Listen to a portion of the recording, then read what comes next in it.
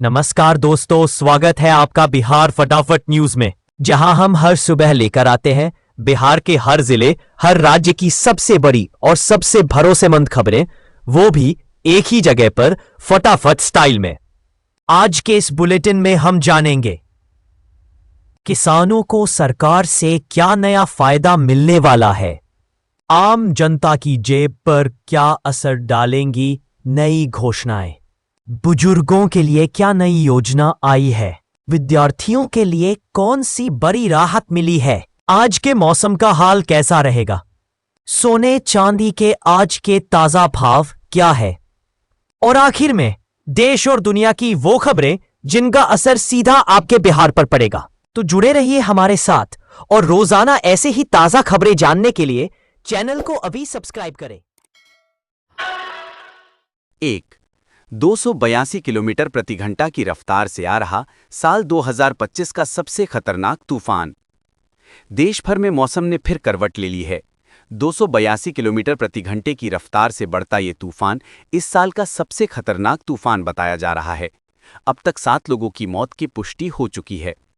मौसम विभाग के मुताबिक पूर्वी उत्तर प्रदेश के कई जिलों में हल्की बारिश की संभावना जताई गई है। वहीं बिहार में तापमान फिलहाल स्थिर रहेगा।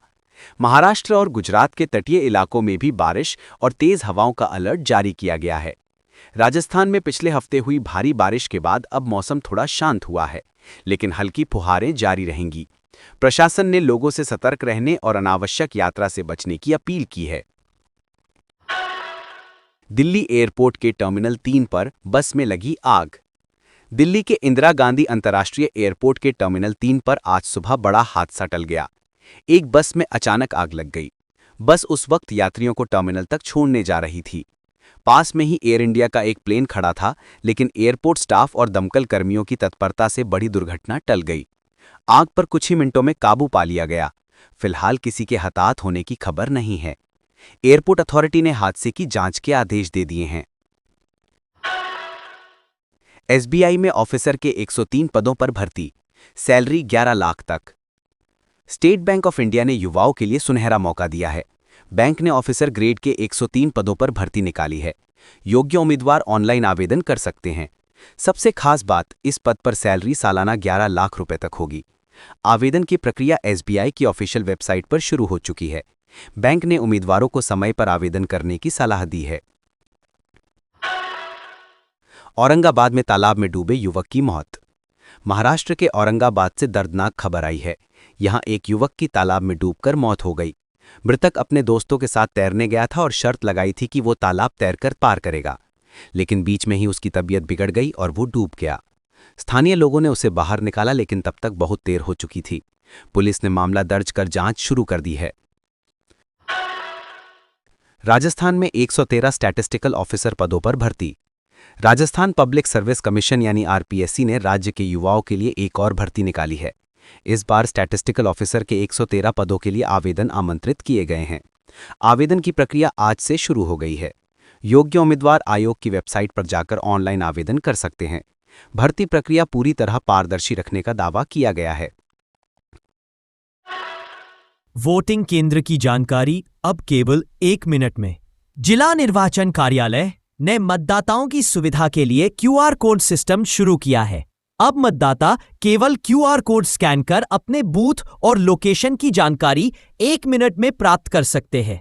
यह कदम मतदान प्रक्रिया को और अधिक पारदर्शी और सरल बनाएगा। युवाओं के लिए 62,000 करोड़ रुपए की नई योजनाएं घोषित। चुनाव से पहले सरकार ने युवाओं के लिए लगभग 62,000 करोड़ रुपए की योजनाओं की घोषणा की है। इन योजनाओं में रोजगार, कौशल विकास और स्टार्टअप्स को बढ़ावा देने से जुड़ी कई पहले शामिल हैं। सरकार का कहना है कि इससे लाखों युवाओं को नए अवसर मिलेंगे। निर्माण श्रमिकों के लिए ऑनलाइन पोर्टल लॉन्च। निर्माण श्रमिकों की सुविधा के लिए सरकार ने एक ऑनलाइन पोर्टल शुरू किया है। इस पोर्टल के जरिए श्रमिक अब आसानी से विभिन्न कल्याण योजनाओं का लाभ ले सकेंगे। इससे रजिस्ट्रेशन और सहायता राशि से जुड़ी प्रक्रियाएं सरल और पारदर्शी हो जाएंगी।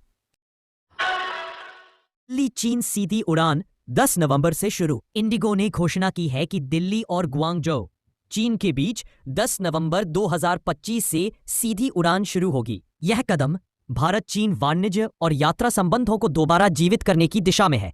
यह भारत की वैश्विक कनेक्टिविटी को मजबूत करेगा। सिलाई मशीन प्रशिक्षण व सहायता योजना, महिलाओं को आर्थिक शक्ति। सरकार ने महिलाओं के लिए सिलाई मशीन व ट्रेनिंग योजना शुरू की है, जिसमें 15,000 रुपए की सहायता राशि दी जाएगी ताकि वे अपने व्यवसाय की शुरुआत कर सके। इसके अलावा प्रशिक्षण के दौरान 500 रुपए प्रतिदिन भत्ता मिलेगा और बाद में कम ब्याज में ऋण सुविधा भी उपलब्ध होगी। ये योजना महिलाओं में आत्मनिर्भरता लाने की दिशा में एक सशक्त कदम है। निर्माण श्रमिकों को 5,000 कपड़ा सहायता। बिहार सरकार ने पंजीकृत निर्माण श्रमिकों को 5,000 रुपए की कपड़ा सहायता देने की घोषणा की है। श्रम संसाधन विभाग ने कहा है कि राशि सीधे श्रमिकों के बैंक खातों में भेजी जाएगी। इसका फायदा लगभग 3 लाख श्रमिकों को मिलेगा। बाढ़ग्रस्त इलाकों में सड़कों की मरम्मत जारी। उत्तर बिहार के कई बाढ़ग्रस्त जिलों में सड़कों की मरम्मत और पुल पुलियों की सफाई का काम जारी है। विभाग ने कहा है कि छत से पहले मुख्य मार्गों को पूरी तरह दुरुस्त करने का लक्ष्य रखा गया है। सामाजिक सुरक्षा पेंशन अब 1100 रुपए मासिक। सरकार ने सामाजिक सुरक्षा योजनाओं के तहत वृद्धावस्था, विधवा और दिव्यांग पेंशन की राशि बढ़ा दी है। अब हर पात्र लाभार्थी को 1100 रुपए प्रति माह मिलेंगे। पहले ये राशि 1,000 रुपए थी। नई दरें अगले महीने से लागू होंगी। इससे लाखों लोगों को सीधा फायदा पहुंचेगा। सरकार का दावा है कि ये कदम समावेशी विकास की दिशा में एक और बड़ा प्रयास है। और आखिर में युवाओं के लिए बड़ी खबर। सरकार ने बेरोजगार ग्रेजुएट युवाओं के लिए 1,000 रुपए प्रति माह की आर्थिक सहायता देने की योजना का प्रस्ताव रखा है। ये राशि 2 साल तक दी जाएगी ताकि युवाओं को नौकरी की तलाश के दौरान राहत मिल सके। आवेदन प्रक्रिया जल्द ही शुरू होने वाली है। शर्त यह है कि लाभार्थी किसी अन्य सरकारी योजना का फायदा न ले रहा हो। सरकार का कहना है, हम युवाओं को आत्मनिर्भर बनाने की दिशा में ठोस कदम उठा रहे हैं।